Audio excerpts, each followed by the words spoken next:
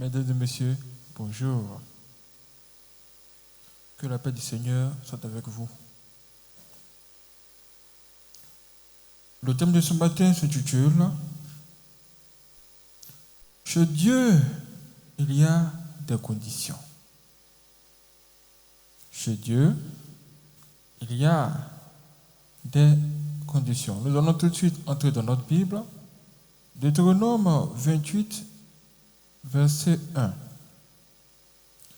Il est écrit ceci. Si tu obéis à la voix de l'Éternel, ton Dieu, en observant et en mettant en pratique tous ces commandements que je te prescris aujourd'hui, l'Éternel, ton Dieu, te donnera la supériorité sur toutes les nations de la terre. Comme nous venons de le voir, dans le commencement de cette parole, il est bien inscrit « Si tu obéis ». Si tu obéis à la voix de l'Éternel. Pourquoi est-ce qu'ils ont dit « si » C'est là que les problèmes commencent. Cela veut dire que si tu fais exactement, je dis bien exactement, ce que Dieu te dit ou te révèle, tu auras ce que tu recherches. Ici, là, est-ce que Dieu t'a mis la pression? Tu n'as pas obligé. Il ne t'a pas forcé.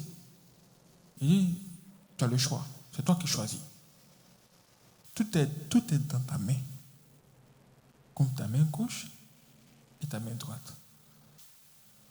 Si aujourd'hui, tu choisis de faire ce que je t'ai dit, ton miracle va suivre.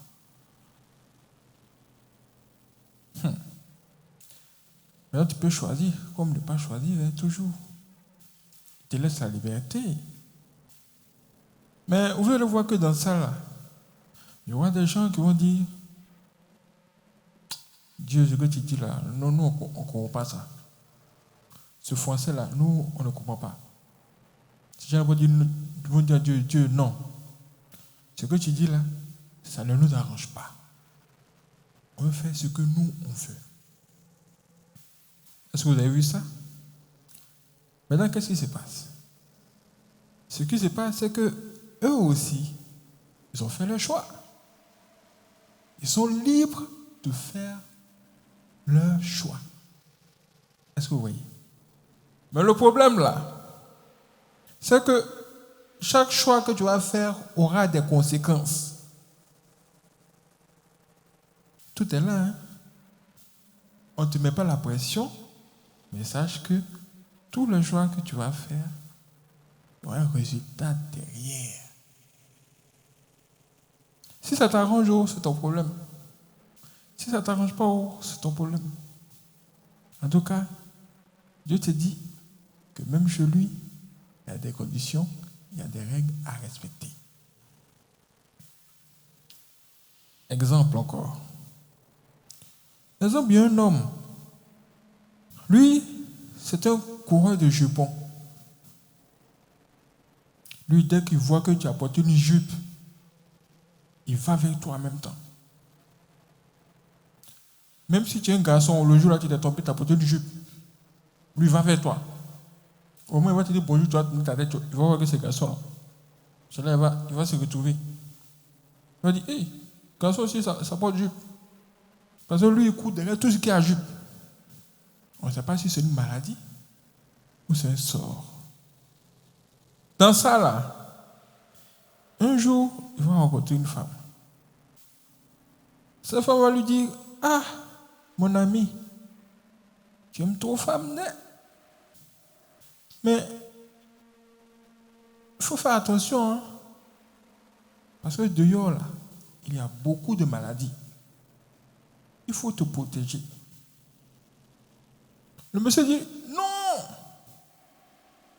non, de me protéger comment? De toutes les façons, on finira par mourir de quelque chose un jour. Nous tous, on va mourir un jour. C'est lui qui parle ainsi. Hein.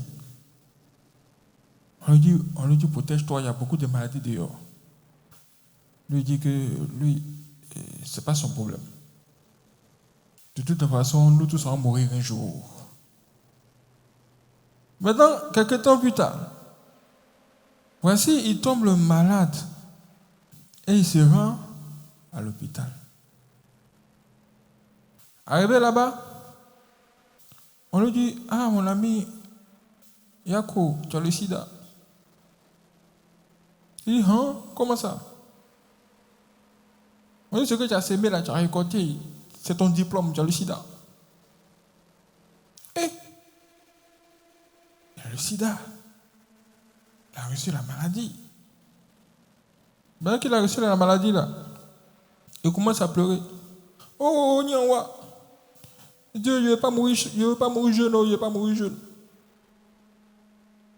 Il y a un qui dit que on finira par mourir nous tous tôt ou tard, d'une manière ou d'une autre. Quelqu'un lui dit protège-toi. Il dit non.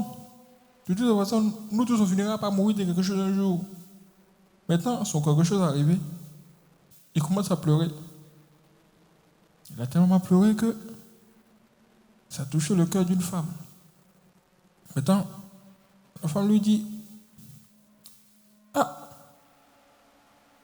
donc tu ne veux pas mourir vraiment, hein? C'est là, la femme va lui dire, bon, je connais un homme de Dieu, il s'appelle Papa Florian. Va là-bas, va utiliser les sachets là. Ça va vraiment t'aider. Maintenant, lui, il quitte, il vient. Il vient où? Devant l'homme de Dieu. Maintenant, qu'est-ce que l'homme de Dieu va lui dire? Qu'est-ce que l'homme de Dieu va lui dire? Il va lui dire, vraiment, il faut te repentir. C'est-à-dire, avant d'utiliser les médicaments là, toi, il faut te repentir. Pourquoi? Parce que Dieu a envoyé quelqu'un pour lui parler, il a refusé. Parce que Dieu a envoyé quelqu'un pour lui parler, et il a refusé. Il a ouvert lui-même sa bouche pour parler.